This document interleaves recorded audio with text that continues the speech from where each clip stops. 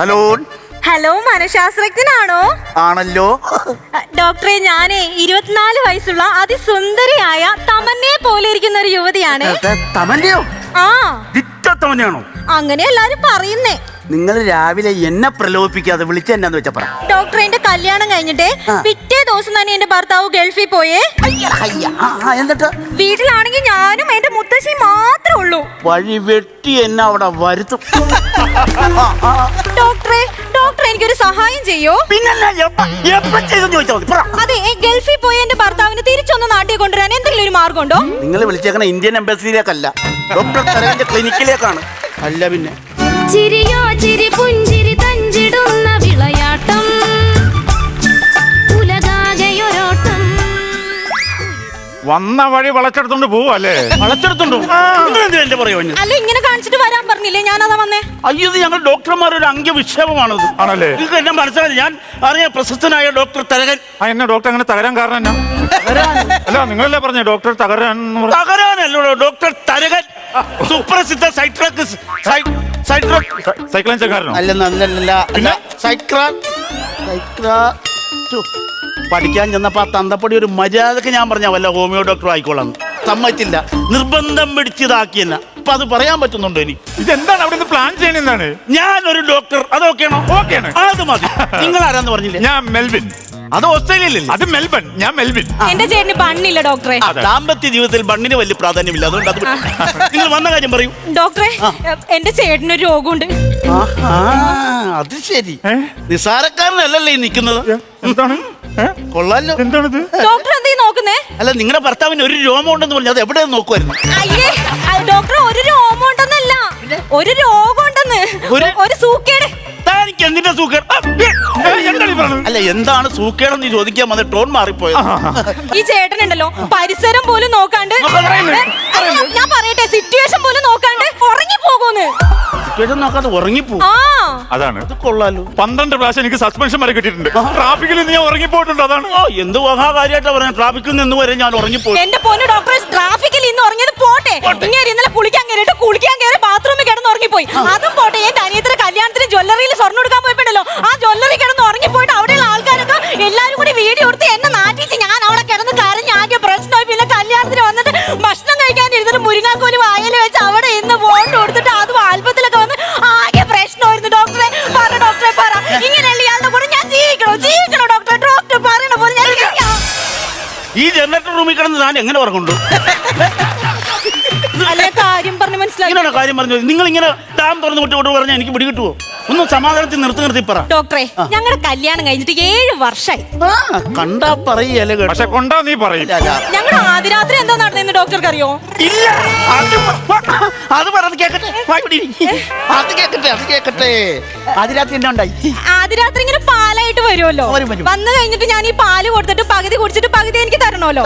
അത് പാല് കൊടുത്ത് ഞാൻ ഇങ്ങനെ നാണം കൊണ്ട് കളമൊക്കെ വരച്ച് ഇങ്ങനെ തിരിഞ്ഞു നിൽക്കുവാ. ഇപ്പൊ പാല് കിട്ടുമെന്ന് ഓർത്തിട്ട് കുറച്ചേരം കഴിഞ്ഞപ്പോ കേൾക്കുന്ന ഒരു കൂർക്കം വലിയ തിരിഞ്ഞു നോക്കിയപ്പോ ഇങ്ങനെ ആ പാല് ഗ്ലാസും ചുണ്ടത്ത് വെച്ചിരുന്ന് ഉറങ്ങുവാന്ന്. എന്ത് ചെയ്യാന്ന് പറഞ്ഞു. ഇങ്ങനെ ഉറങ്ങിക്കാൻ എങ്ങനെയാണ് കാര്യങ്ങൾ മുന്നോട്ട് പോകുന്നത്? നിങ്ങൾക്ക് കുട്ടികളുണ്ടോ? ഉണ്ട്, 3 കുട്ടികള്. ഈ ഉറക്കത്തിനടക്കുക ഇടയ്ക്കൊക്കെ മൂത്രം ഒഴിക്കാൻ വേണ്ടി എഴുന്നേക്കുമല്ലോ.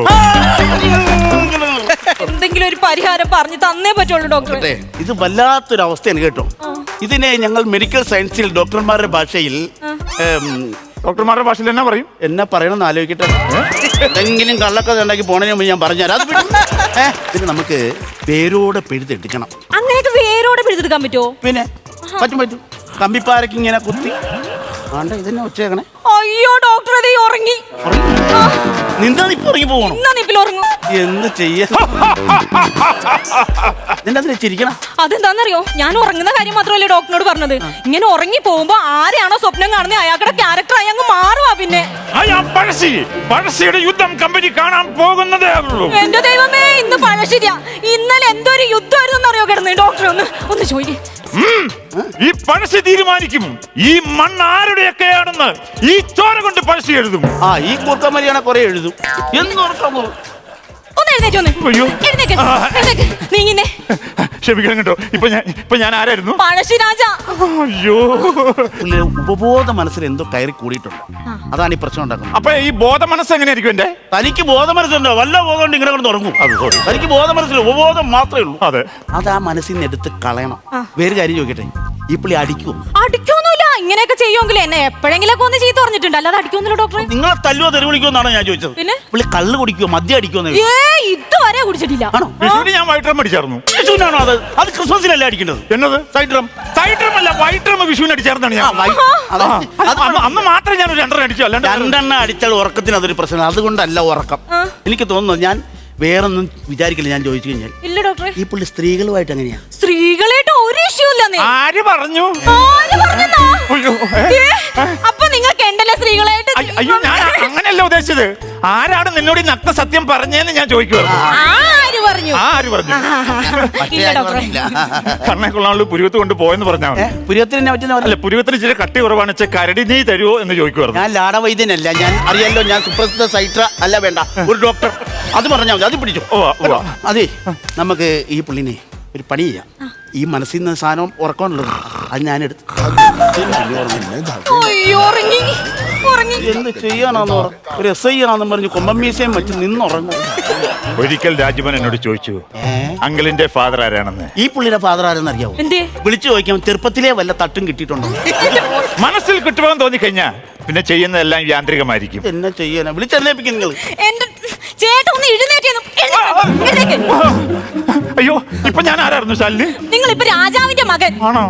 ആ ഫിഗർ എനിക്ക് കറക്റ്റ് അല്ല. പഴശ്ശിരാജ ഡിറ്റോ ഫിഗർ ആയിരുന്നു. ഡോക്ടർ അടുത്തായിട്ട് ഉറങ്ങി പോണേ മുന്നേ എന്തെങ്കിലും ഒന്ന് ചെയ്യേ. എനിക്ക് സീരിയസ്നെസ് മനസ്സിലായി. ഒരു കാര്യം ചെയ്യാം, ഞാൻ ഹിപ്നോട്ടിസ് ചെയ്യാം പുള്ളിനെ. അയ്യോ, എന്നെ വെറുതെ നാട്ടിക്കരുത്. നോട്ടീസ് അടിച്ച് എന്നെ നാട്ടിക്കരുത്. നിങ്ങളല്ലേ പറഞ്ഞ എന്നെ ഇപ്പൊ ഹിപ്നോട്ടീസ് അടിക്കുന്നു? ഇപ്പൊ നോട്ടീസ് അടിക്കുന്നാണോ പറയുന്നത്? എടോ, ഹിപ്നോട്ടിസം അതായത് തന്നെ ഉറക്കി കിടത്തിട്ട് തന്റെ മനസ്സിലുള്ള പ്രശ്നങ്ങളൊക്കെ ഞാൻ എത്തി കളയും. ഉറക്കത്തിന്റെ കേസാണെങ്കിൽ ഞാൻ ഓക്കെ, ഞാൻ റെഡിയാണ്. ചെയ്യണോ? എന്നതേ വന്നുകൂടി ഇരിക്കും. ഓക്കെ, കിടക്കട്ടെ. ഞാൻ കിടക്കുന്ന ഇരുന്നാ മതി. അപ്പോ ശരി, നമുക്ക് നോക്കാം.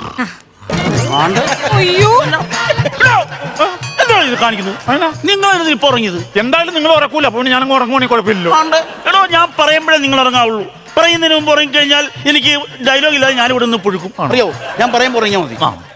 മെൽബിൻ, നിങ്ങൾ ഉറങ്ങുകയാണ്. ആദ്യത്തേന് തന്നെ ഉറങ്ങിയോ? ഉറങ്ങുക. എന്തെങ്കിലും കാണിക്കും. ഉറങ്ങുകയാണ്. ഉറങ്ങിക്കഴിഞ്ഞു. സംഭവം ഉറങ്ങി. ഇനി ഇപ്പോഴുള്ള മനസ്സിലുള്ള പ്രശ്നം ഞാനെടുത്ത് പുറത്തേക്ക് ഇടും കേട്ടോ. നിങ്ങൾ കല്യാണം കഴിഞ്ഞിട്ട് എത്ര നാളായെന്ന് പറഞ്ഞു? 7 വർഷം. 7 വർഷം. ഇപ്പൊ 7 വർഷം തൊട്ട് ഉറങ്ങുന്നല്ലേ? അപ്പൊ അതിന് മുമ്പിലുള്ള സംഭവ വിഷയം 8 വർഷം പുറകിലേക്ക് കൊണ്ടുപോകാൻ പുള്ളിനെ അറിയും. മെൽബിൻ, നിങ്ങളിപ്പോൾ 8 വർഷം പുറകിലാണ്. 24 വർഷമായി കേട്ടോ. അതിനിടയ്ക്ക് 8നെ 3 കൊണ്ട് ഗുണിച്ചോ? ഉറക്കത്തിൽ കിടന്ന് ഗുണിക്കുന്നു. കുടിക്കേണ്ട ഒരു വരും കേട്ടോ. 16 വർഷം ഫോർവേഡ് വന്നു. ഇപ്പൊ നിങ്ങൾ 8 വർഷം പുറകിലാണ്.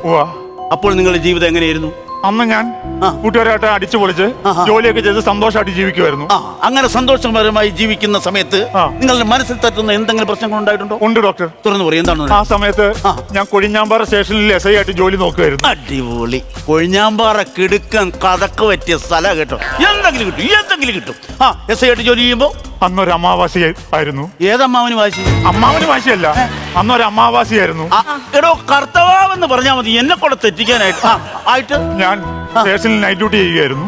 പുറത്ത് കോരി ചൊരിയുന്ന മഴ. അടിപൊളി. എന്നിട്ട് ആ സമയത്ത് കോൺസ്റ്റബിൾ രേഷ്മ ഡ്യൂട്ടിക്കായിട്ട് സ്റ്റേഷനിലായിട്ട് നനഞ്ഞു കുളിച്ച് കയറി വന്നു. ഞാൻ പറഞ്ഞില്ലേ, കൊഴിഞ്ഞാമ്പാറ് കേറി കൊഴുക്കുന്നുണ്ട്. താനും ഉറക്കത്തിൽ നിന്ന് എഴുന്നേക്കട്ടെ, ഞാൻ കാണും. ഇടയ്ക്കേറി സംസാരിച്ച പോകും. ഉള്ളിലുള്ള മൊത്തം എടുക്കണ്ടേ നമുക്ക്? എന്നിട്ട് എന്നിലെ എന്റെ കണ്ണിൽ ഇരുട്ട് കയറി ഡോക്ടർ. ഇരുട്ട് കയറിട്ട് എന്നിലെ എന്റെ ബ്ലഡ് രക്തസമ്മർദ്ദം എന്ന് തെറ്റിക്കാതെ പറയാവോ? അത് പറയാം. അത് മതി. എന്റെ രക്തസമ്മർദ്ദം കൂടട്ടെ. എന്നിലെ മൃഗം ഉണർന്നു. എന്റെ ഉള്ളിലെ മൃഗമാണെന്ന് എന്റെ പുറത്ത് പിന്നെ ടൊവിനോ തോമസ് അല്ലേ? ഉണർന്നിട്ട് ഞാൻ മെല്ലെ എഴുന്നേറ്റു. ഈ ഷൂസ് ഇട്ട കാലുകൊണ്ട് ശബ്ദമുണ്ടാക്കാതെ മുൻപോട്ട് നടന്നു. പാടിച്ച കളനാ കേട്ടോ. അല്ലെങ്കിൽ ഈ ഷൂസ് വിട്ട് ഒച്ച കേൾപ്പിക്കാൻ നടക്കാന്ന് പറഞ്ഞ നിൻസാരക്കാരനല്ലേ ഇരിക്കുന്നത്. ഷൂസ് ഇട്ട് നടന്നിട്ട് മെല്ലെ നടന്നപ്പോ ചുമരിൽ തൂക്കിയിരിക്കുന്ന കടികാരത്തിൽ മണി 1 അടിച്ചു. എന്റെ മെൽവിനെ, ഈ കഥയിൽ കടികാരത്തിന് പ്രസക്തിയില്ല. നിങ്ങൾ മാറ്ററിലേക്ക് പോവാ. ഞാൻ മെല്ലെ രേഷ്മയെ ലക്ഷ്യമാക്കി നടന്നു. അടിപൊളി. മെല്ലെ നടന്നിട്ട് ഞാൻ ആ. രേഷ്മയുടെ രശ്മിയുടെ രേഷ്മയുടെ ടിഫിൻ ബോക്സ് തുറന്ന് അതിനകത്തിരുന്ന മുട്ട വറുത്ത് എടുത്ത് കഴിച്ചു ഡോക്ടർ. അപ്പൊ ഈ മുട്ട വറുത്ത കഴിക്കാനാണ് ഈ പ്രശ്നം മുഴുവൻ ഉണ്ടാക്കിയത്. മുട്ട വറുത്ത കഴിച്ചിട്ട് ഞാൻ മെല്ലെ എന്റെ സീറ്റിൽ തന്നെ ഞാൻ വന്ന് ഒന്നും അറിയാതെ ഇരുന്നു. അപ്പൊ ആദ്യം മൃഗം ഉണർന്നു അതിന്റെ അത് മുട്ട വറുത്ത് കഴിച്ചപ്പോ തന്നെ അങ്ങ് ഉറങ്ങി. ഏത് മൃഗമാണ് ഈ മുട്ട വറുത്ത് കഴിക്കാൻ വേണ്ടി എഴുന്നേക്കുന്ന മൃഗം? ഈ സമയത്ത് രേഷ്മ കുളിമുറിയിൽ നിന്ന് നേരെ കടന്നു വന്നു. രേഷ്മയെ കണ്ടപ്പോ ഞാൻ ജാലിത കൊണ്ട് ഉറങ്ങിയ പോലെ കിടന്നു ഡോക്ടർ. പിന്നെ ഞാൻ അങ്ങ് ഉറങ്ങിപ്പോയി. പിന്നെ രേഷ്മേനെ എപ്പോ കണ്ടു കഴിഞ്ഞാലും ഞാൻ ഉറങ്ങിയ പോലെ കിടക്കും, അങ്ങ് ഉറങ്ങിപ്പോവും. എല്ലാ സംഭവം അറിയോ? രേഷ്മയുടെ മുട്ട എടുത്ത് കഴിച്ചതിന്റെ പ്രശ്നമാണ്. ആ മുട്ടയുടെ പണിയാണ് ഈ നടക്കുന്ന മുഴുവൻ. അത്രേ ഉള്ളൂ. വേറൊന്നുമില്ല. ഇത് ഞാൻ സംഭവം വേരോടെ പിഴുതങ്ങ് കളയാം കേട്ടോ. അതെ മെൽബിൻ, അപ്പോൾ നിങ്ങളുടെ ഉള്ളിൽ നിന്നും ആ മുട്ട ഞാനങ്ങ് എടുത്ത് മാറ്റുവാണ് കേട്ടോ. ഇനി നിങ്ങൾക്ക് മുട്ടയില്ല. ഓക്കെ, നിങ്ങളുടെ മനസ്സിൽ ഇനി മുട്ട ഓംലെറ്റ് ഇല്ല. ഓക്കെ, എന്നാൽ ഇനി ഉണരൂ ഉപഭോക്താവേ, ഉണരൂ. അതൊരു ഡോക്യുമെന്ററി അല്ലേ? അല്ല, അത് നിങ്ങളിപ്പോ എന്റെ ഉപഭോക്താവാണല്ലോ, അപ്പൊ എനിക്കത് പറയാലോ. ഉണരൂ. ചേട്ടാ വേറെ പ്രശ്നങ്ങളൊന്നുമില്ല. ഇല്ല, രേഷ്മ മുട്ട വറുത്തുമില്ല. ഒരു പ്രശ്നവും. നീ ഉറക്കം മാറാനുള്ള വേറെ സംഭവം കൂടെ ഉണ്ട്. ഉറക്കം മാറാനുള്ള സംഭവം ഉണ്ടോ? ഒരു സംഭവം കൂടെ ഉണ്ട്, അത് ഞാനങ്ങ് തരും. പിന്നെ ഉണ്ടല്ലോ, നമുക്ക് എല്ലാവർക്കും ഒരു ജീവിതത്തിൽ മുന്നോട്ട് പോകണമെങ്കിൽ സ്വപ്നങ്ങൾ. പിന്നെ സ്വപ്നം വേണം. എനിക്കൊരു സ്വപ്നമുണ്ട്, നിങ്ങൾക്കൊക്കെ സ്വപ്നം കാണും. ഡോക്ടറുടെ സ്വപ്നം എന്നായിരുന്നു? എന്റെ സ്വപ്നം എന്ന് പറഞ്ഞാൽ ലോകത്തിലെ ഏറ്റവും വലിയ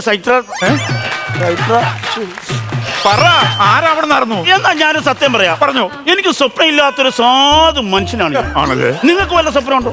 എനിക്ക് DYSP ആവണമെന്നായിരുന്നു എന്റെ സ്വപ്നം. നല്ല കാര്യമാണ്. അപ്പൊ നിങ്ങൾക്ക് ഞാനൊരു സാധനം തരാം, ഇതങ്ങ് കഴിച്ചാൽ മതി. ഈ ഗുളിക കഴിച്ചു കഴിഞ്ഞാൽ നിങ്ങളുടെ സ്വപ്നം എന്താന്ന് പറഞ്ഞു? DYSP വേണം. അങ്ങനെയാണെങ്കിൽ സാർ ഈ ഗുളിക പിടിച്ചേ, എന്നിട്ട് എനിക്ക് IG ആയാൽ മതി. IG ആവാനുള്ള ഒരു ഗുളിക ഞാൻ ഗുളിക കഴിച്ച് പിന്നെ എന്താണ് പറഞ്ഞത്? നിങ്ങളുടെ ഉറക്കം മാറണ്ടേ, എന്നാലേ നിങ്ങളുടെ സ്വപ്നത്തിലേക്ക് എത്താൻ പറ്റുള്ളൂ. അതിന് വേണ്ടിയിട്ടാണ്. കുടിച്ച വെള്ളം കുടി കണ്ടോ. ഇനി നിങ്ങൾക്ക് ഒരു പ്രശ്നമില്ല, നിങ്ങളുടെ ഉറക്കമൊക്കെ മാറി നിങ്ങളുടെ സ്വപ്നം ഫലിക്കും. അബ്ദുൽ കലാം പറഞ്ഞിരിക്കുന്നത് എന്താണെന്നറിയോ? എന്താ പറഞ്ഞത്? നമ്മൾ സ്വപ്നം കാണുക, കണ്ടുകൊണ്ടേയിരിക്കുക, എന്നാലേ നമ്മൾ ജീവിതത്തിൽ ഉന്നതങ്ങളിൽ എത്താൻ പറ്റുള്ളൂ. അപ്പൊ ഇനി എനിക്ക് ഉറക്കമില്ല. അബ്ദുൽ കലാം പറഞ്ഞ എന്നാ പറഞ്ഞ? സ്വപ്നം കാണുക, കണ്ടുകൊണ്ടേയിരിക്കുക, എങ്കിൽ നമ്മൾ ജീവിതത്തിൽ.